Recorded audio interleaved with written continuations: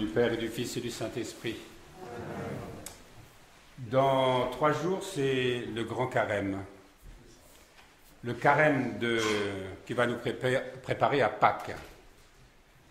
Quand on entend parler de carême, on frémit toujours un peu, enfin pour ceux qui ont conscience que le carême est important, bien sûr, et pour ceux qui ont décidé de faire un effort durant ce carême.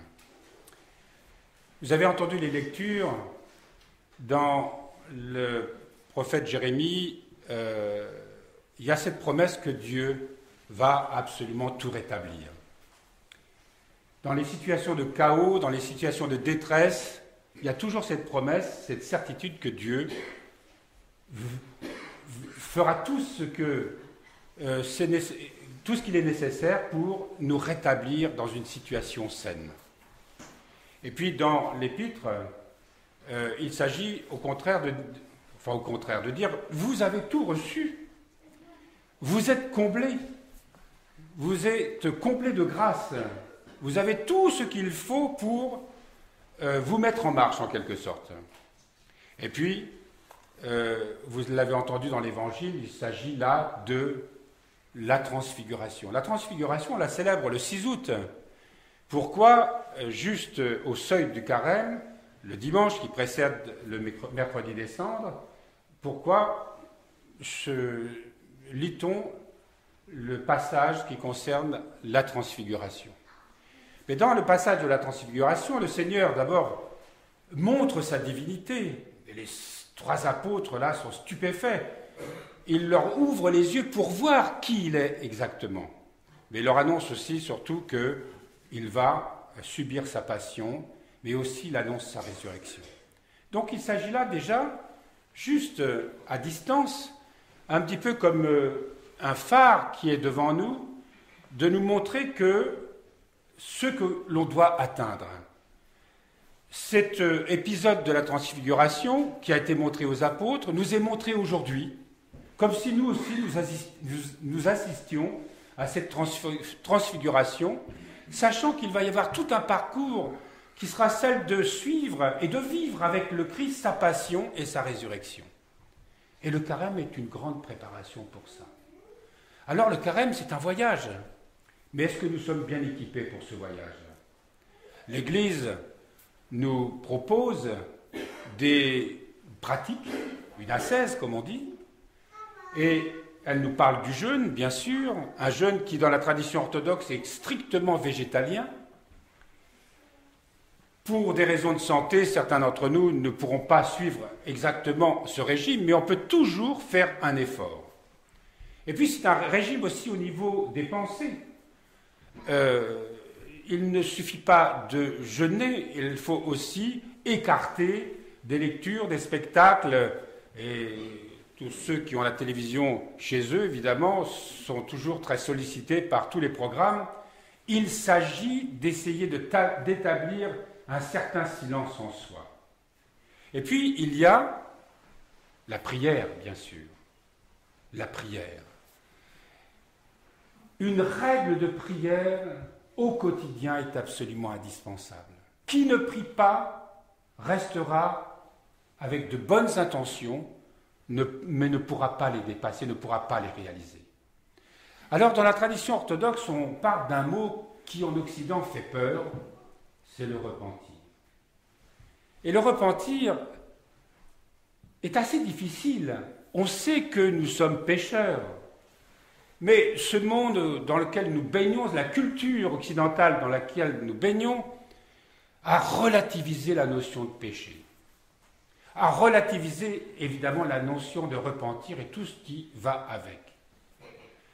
Le repentir, ce n'est pas quelque chose qu'on peut expliquer à partir d'un raisonnement humain, c'est un don de Dieu. Parce que ce don doit réveiller en nous une conscience qui est endormie.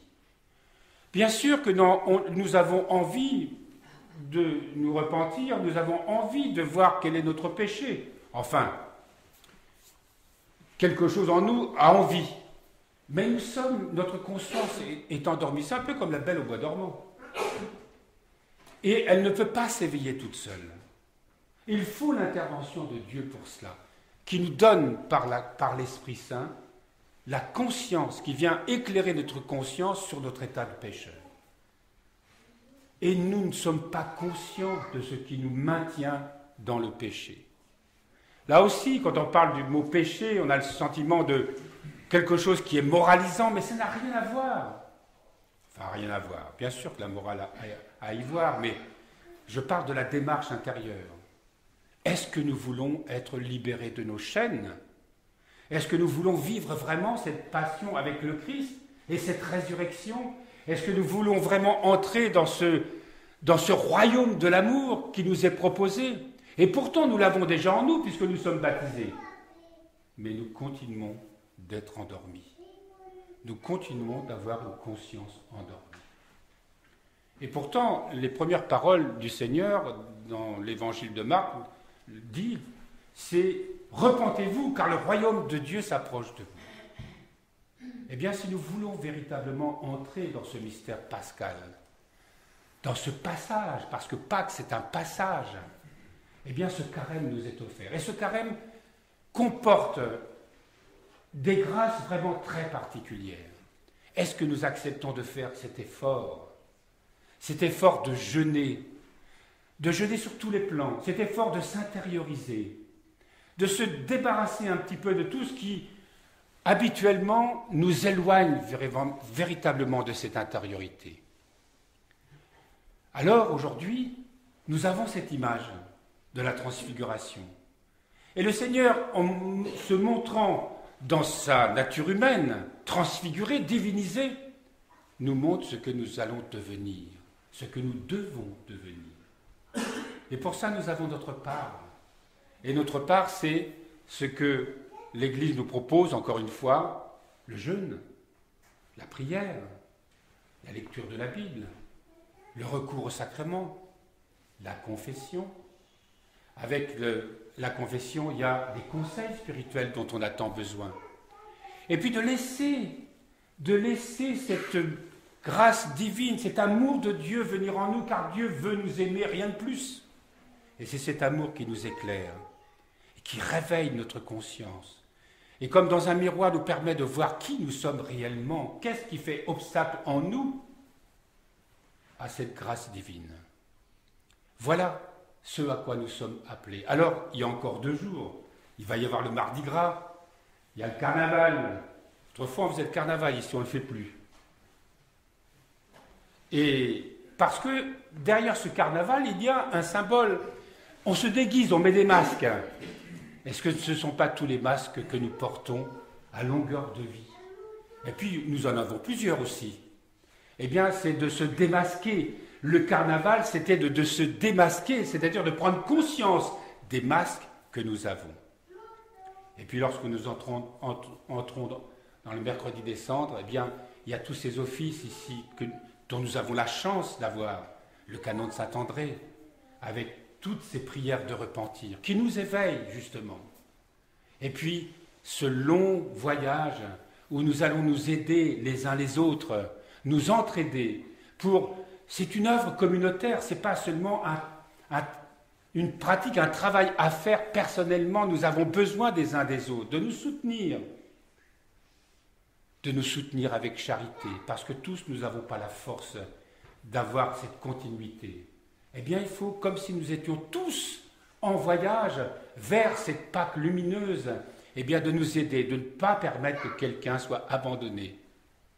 Et ce serait intéressant, je me souviens une année, nous avions, tous les samedis, on donnait un enseignement sur justement les différentes étapes de ce carême.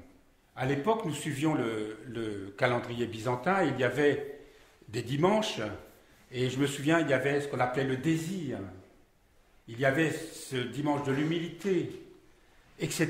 Nous pourrions reprendre cela et nous entraider, de nous aider, de méditer, de nous donner de la force pour que justement ce carême puisse s'accomplir véritablement. Alors aujourd'hui, nous savons bien que ce carême, nous devrions le faire en conscience, mais nous savons aussi que nous sommes tellement fragiles, tellement faibles. et on se donne tellement de justifications, on ne peut pas le faire. Eh bien, demandons la grâce de Dieu. Et cette grâce, nous l'aurons. Demandons la grâce de faire un vrai et un bon carême, pour que vraiment cette Pâque, ce soit la nôtre. Que nous ne soyons pas seulement des spectateurs qui regardent la crucifixion de Jésus au jour du Vendredi Saint, et que nous assistions à la Pâque comme si nous étions extérieurs, mais que ce soit notre Pâque, que nous aussi, on puisse mourir à tout ce qui est contraire à l'amour en nous, à tout ce qui blesse l'amour, et que nous puissions ressusciter, que nous soyons vraiment une créature nouvelle, et que nous puissions clamer à ce moment-là, le Christ est ressuscité, parce qu'en vérité, moi, je suis ressuscité avec lui. Je vais, pour vous donner le ton de ce carême, il y a une prière que nous chantons tous les jours. Et je vais d'abord vous lire les passages, mais après on va le chanter ensemble. Ouvre-moi les portes de la pénitence, Seigneur, source de vie. Dans ton saint temple veille mon esprit, portant le temple très impur de mon corps, mais dans ta bonté purifie-moi, en ta grande tendresse et ton amour compatissant. Conduis-moi sur le chemin du salut, ô Mère de Dieu, car j'ai souillé mon âme par le péché, et dans l'indolence, j'ai gaspillé toute ma vie. Mais par tes saintes prières, délivre-moi de toute impureté. Aie pitié de moi, ô Dieu, en ta grande bonté. En ton immense miséricorde, efface mon péché. Me souvenant de la multitude de mes mauvaises actions, pécheur que je suis, je redoute le jour terrible du jugement. Mais espérant ta pitié et ta compassion, je m'écris comme David, aie pitié de moi, ô Dieu, en ta grande bonté. Ce chant, nous le chantons tous les jours après le psaume 50. Et si vous voulez, on va le chanter maintenant. Et vous avez entendu le ton de cette tradition qui vient jusqu'à nous et qui ose nous parler de la souillure de notre âme et qui ose nous parler du péché et qui emploie des mots très forts pour ça. Eh bien, il faut que nous les fassions nôtres pour que nous puissions véritablement connaître le repentir.